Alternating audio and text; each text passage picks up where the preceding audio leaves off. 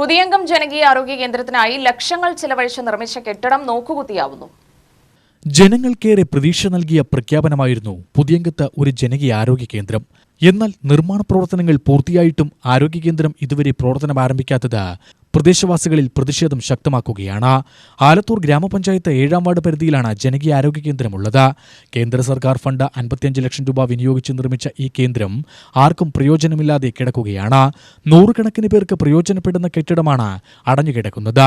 കുട്ടികൾക്കും ഗർഭിണികൾക്കും കുത്തിവെപ്പ്, ജീവിതശൈലി രോഗ പരിശോധനകൾ തുടങ്ങിയ വിവിധ ആരോഗ്യ സേവനങ്ങൾ ലഭ്യമാവുമെന്ന പ്രഖ്യാപനത്തോടെ ആരംഭിച്ചതാണ് ഈ പദ്ധതി. മാസങ്ങൾ പിന്നിട്ടിട്ടും ഉദ്ഘാടനം പോലും നടത്താൻ കഴിഞ്ഞിട്ടില്ല. അടിസ്ഥാന ചികിത്സയ്ക്കായി ഇപ്പോഴും ദൂരെയുള്ള ആശുപത്രികളെ ആശ്രയിക്കേണ്ട അവസ്ഥയാണെന്ന് പ്രദേശവാസികൾ പറയുന്നു. പഴയ കെട്ടിടത്തിന്റെ ശോചനീയാവസ്ഥ കണക്കിലെടുത്ത് ജനകീയാരോഗ്യ കേന്ദ്രത്തിന്റെ പ്രവർത്തനം മറ്റൊരു കെട്ടിടത്തിലേക്ക് മാറ്റിയിരുന്നു. പുതിയ കെട്ടിട നിർമ്മാണം പൂർത്തിയായിട്ടും തുറന്നുകൊടുക്കാത്തതിനാൽ അസൗകര്യങ്ങളുടെ നടുവിലാണ് ഇപ്പോഴും പ്രവർത്തനം.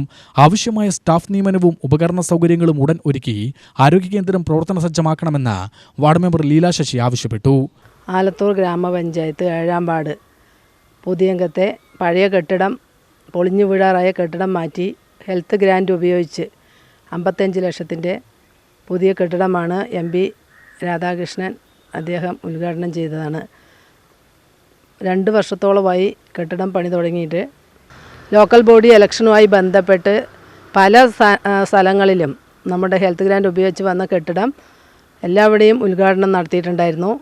3/4% പണി പൂർത്തിയായതാണ് കെട്ടിടം. അത് ഇതുവരെ ഉദ്ഘാടനം ചെയ്തതായി കണ്ടില്ല, എന്താണെന്ന് അറിയില്ല.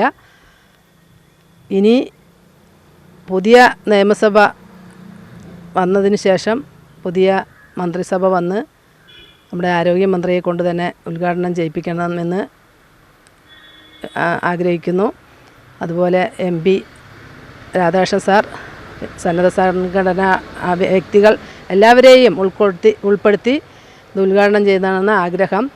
6, 7, 8, 9 വാർഡുകളിലെ കുട്ടികൾക്ക്, ശിശുക്കൾക്കും കുത്തിവയ്പ്പിനും അതുപോലെ ഗർഭിണികളുടെ ക്ലിനിക്ക്, NCD ക്ലിനിക്ക് ആഴ്ചയിൽ ചൊവ്വാഴ്ച, വെള്ളിയാഴ്ച, വ്യാഴാഴ്ച, അതുപോലെ പരിസരത്തുള്ള എല്ലാവർക്കും എപ്പോൾ വേണമെങ്കിലും BP സൗകര്യങ്ങൾ നോക്കാൻ നമ്മുടെ MLSP, അതുപോലെ ആശാപ്രവർത്തകർ, JPHN, JHI എന്നിവർ നിരന്തരം ഉണ്ടാവുന്ന കെട്ടിടമാണ്.